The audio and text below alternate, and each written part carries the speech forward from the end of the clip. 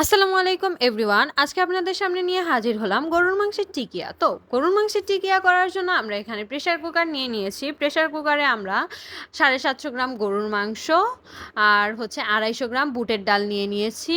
এখন এটা আমরা সিদ্ধ করতে দিব। আমরা তার সাথে কিছু মশলা অ্যাড করে নেব। তো কালো গোলমরিচ, কিছু শুকনো মরিচ আর তেজপাতা, লং, এলাচ, দারচিনি আর জয়ফল অ্যাড করে নেব আমরা। তার সাথে দিয়ে দিব 1 টেবিল চামচ লাল মরিচের গুঁড়ো আর স্বাদ মতো লবণ।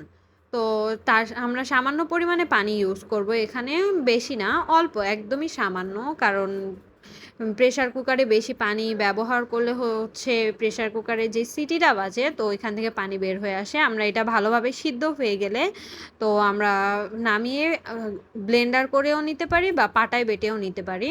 তো আমরা পাটাই বেটে নিয়েছি। আমরা কিছু পেঁয়াজ কুচি আর কিছু কাঁচামরিচ কুচি নিয়ে নিয়েছি। তো এখন আমরা পাটায় বেটে নেওয়া সেই মাংস, বুটের ডাল এগুলো দিয়ে দিব। তার সাথে এখন দিয়ে দিচ্ছি 1/2 টেবিল চামচ, না, 1 টেবিল চামচ ঘি। 1 টেবিল চামচ ঘি ইউজ করেছি। আর 1/2 টেবিল চামচ আমরা এখানে জিরা ফাঁকি ইউজ করব। আর 1/2 টেবিল চামচ গরম মশলা ফাঁকি ইউজ করব। আনাম গরম মশলা দিয়েছি, তারপরেও জিরা ফাঁকি, গরম মশলা ফাঁকিটা ইউজ করলে ভালো হয়। তো আমরা এটা ভালোভাবে এখন মিক্স করে নিব। আমাদের এখানে একটু ভালোভাবে মিক্স হয়ে গেলে আমরা এখানে একটা ডিম অ্যাড করে নেব।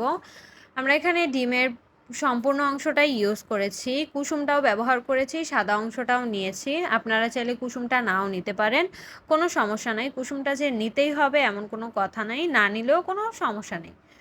তো ভালোভাবে মিক্স করে নিচ্ছি। আমরা এখানে আদা বাটা দিয়ে দিয়েছি 1 টেবিল চামচ, আর কর্নফ্লাওয়ার দিয়ে ভালোভাবে মিক্স করে নিয়েছি। তো দেখতেই পাচ্ছেন আমরা রেডি করে নিয়েছি, ভাজতেও দিয়ে দিয়েছি। আমরা এটা একটু ভালোভাবে, একটু কম হিটে লাল করে ভেজে নিতে হবে। একবারে কালো কালো করলে ভালো লাগবে না, হালকা লাল হিটে আমাদের এটা ভেজে নিতে হবে। তো আমাদের দেখতেই পাচ্ছেন দোনো পাশ ভাজা হয়ে গিয়েছে। এত সহজভাবেই বাসায় আপনারা প্রতিনিয়ত বানিয়ে নিতে পারেন।